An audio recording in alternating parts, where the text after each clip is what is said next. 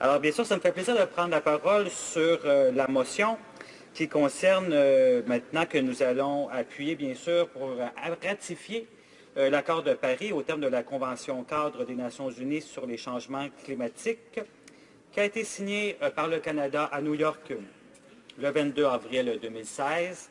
Et ensuite, bien sûr, il y a eu la déclaration de Vancouver le 3 mars 2016 du gouvernement libéral qui a rencontré tous ses homologues provinciaux. Malheureusement, comme vous savez, Madame la Présidente, c'est quand même assez incroyable qu'aujourd'hui, pendant que les homologues provinciaux se rencontrent à Montréal, il y a eu une annonce un petit peu, comment dirais-je, sans consulter justement ces homologues-là, les ministres des provinces. Et je suis sûr qu'ils seront malheureusement choqués d'apprendre cela. Et ce n'est pas une façon de faire quand on veut faire justement de la politique autrement, comme on disait, quand on veut faire la politique où on veut s'asseoir avec ses homologues provinciaux, c'est quand même une drôle de façon, une façon peu, comment dirais-je, peu éloquente de faire la politique si on veut s'asseoir avec nos homologues provinciaux et aller de l'avant. Madame la Présidente, c'est extrêmement important l'accord de Paris, c'est extrêmement important la lutte contre les changements climatiques. Je le mentionnais tout à l'heure, il y a eu beaucoup de rapports qui ont mentionné, et dont un, malheureusement, que les conservateurs ont mis sur la tablette, et malheureusement d'ailleurs que les conservateurs ont mis la hache dans cette table-là. Ça s'appelait la table ronde, la table nationale, pardon, sur l'environnement et l'économie. Donc la seule table qui mettait ensemble l'économie et l'environnement pendant des années. Et cette table-là a été abolie par le gouvernement conservateur. C'est vraiment décevant. Sachant que cette table-là avait mentionné que l'inaction vis-à-vis la lutte au changement climatique pouvait coûter jusqu'à 50 milliards de dollars, dis-je bien, dans les prochaines années. Et on le sait, on a vu des épisodes de sécheresse, on a vu les épisodes de feux de forêt, on a vu les épisodes d'inondation. La municipalité de Drummond a malheureusement même subi ces épisodes d'inondation cet été. Et ça a des coûts énormes sur non seulement les citoyens, mais aussi sur notre société, sur nos municipalités. Ça a un poids énorme pour pouvoir s'adapter au changement climatique. Et c'est pour cela qu'il faut prendre le taureau par les cornes et donner ce que je dirais, comme je dis à mes filles, ça prend un remède de cheval. Mes filles disent tout le temps, ça goûte pas bon. Ben oui, mais à un moment donné, ça prend quelque chose qui fasse des effets, qui a des effets positifs vis-à-vis le mal qu'il faut combattre ici. Vous savez, Madame la Présidente, le NPD, ce n'est pas d'hier qui demande d'avoir des actions concrètes en ce qui concerne les changements climatiques. En fait, nous sommes pas mal les pionniers. Nous sommes les pionniers en ce qui concerne la lutte contre les changements climatiques. Et vous savez, il y a un célèbre et un honorable collègue qui a travaillé ici, notre défunt chef, Jack Layton. Jack Layton a déposé un projet de loi pour lutter contre les changements climatiques à deux reprises, pardon. Et 2 fois, le projet de loi a été adopté par cette Chambre des communes au milieu des années 2000. Les libéraux, à ce moment-là, avaient voté en faveur de la loi qui s'appelait la loi sur la responsabilité en matière des changements climatiques. Et Jack a amené ça à 2 reprises. Et les libéraux, à ce moment-là, étaient d'accord. Et on a amené ça au Sénat.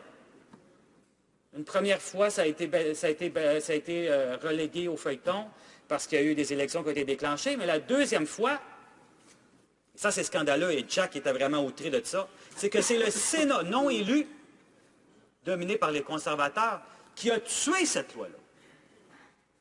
Et ça, c'était vraiment quelque chose d'unique, quelque chose qu'on ne veut plus jamais qu'il se reproduise dans l'histoire de notre démocratie moderne.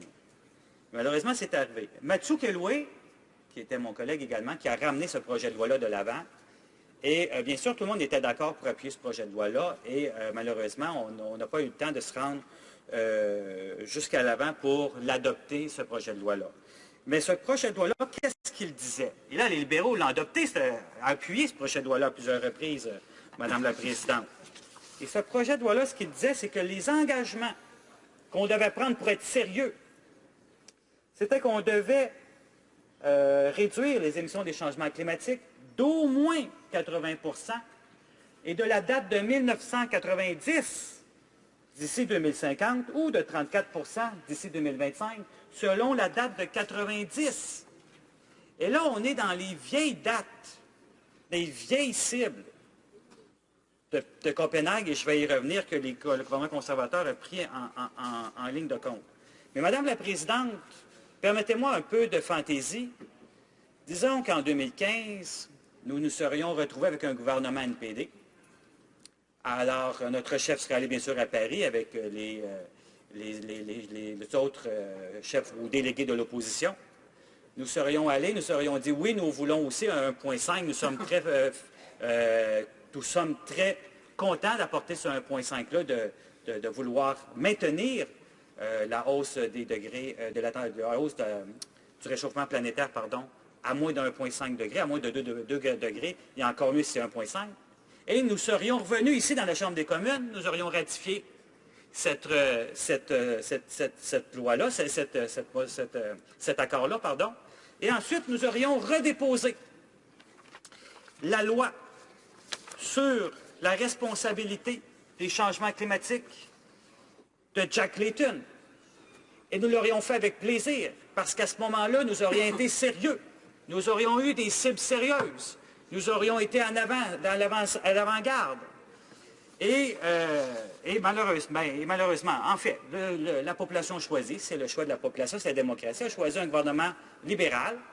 Alors on s'est dit, bien écoutez, le gouvernement libéral va faire la politique autrement, on va avoir une autre façon de faire, et puis on va avoir des cibles beaucoup plus importantes. Et là, on regarde les cibles, là on dit, quoi? On continue avec la date de 2005, c'est plus la date de 90. Ah bon. Et on continue avec l'objectif qu'avaient les conservateurs en 2005 aussi, de 2020 de 30 pour 2030. Alors là, on ne comprend plus rien. Qu'est-ce qui s'est passé? Est-ce que ce sont les libéraux qui ont été élus ou ce sont les conservateurs qui ont été élus? En ce qui concerne la cible, on est complètement perdu. C'est blanc-bonnet, bonnet-blanc, c'est du pareil au même, malheureusement. Alors, c'est sûr que ça, c'est très décevant. Et récemment, bien sûr, Madame la Présidente, vous savez, il y a eu une mauvaise nouvelle en ce qui concerne les changements climatiques aussi.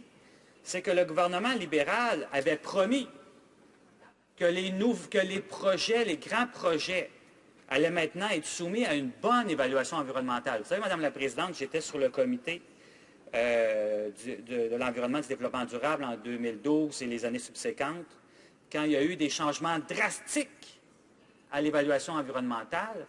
Et l'un de ces changements-là, ça a été la loi sur l'évaluation environnementale a complètement été éviscérée. On lui a enlevé toutes ses dents, toute son âme, toute son énergie, toute sa possibilité d'agir et d'être, comment dirais-je, d'avoir une crédibilité.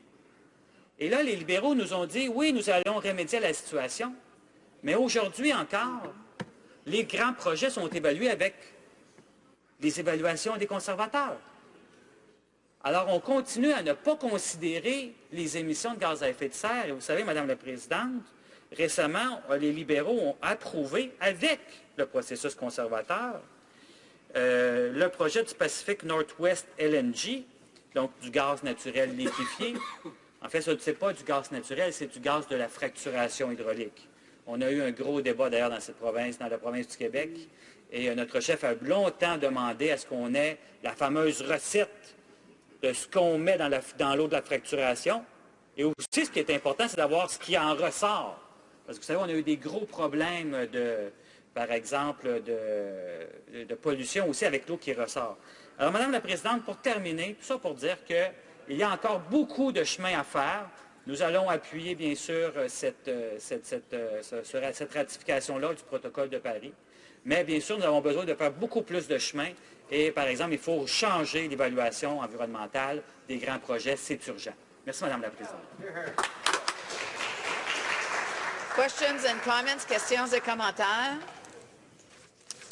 The Honourable Parliamentary Secretary to the Government House Leader. Yes, Madam Speaker, you know, listening today to my friends in the NDP and my friends in the Conservatives, one gets the impression that the government of the day has actually got it right, in the sense that when we hear the Conservatives speak, they're saying that we've gone too far and that we're going to be damaging the economy.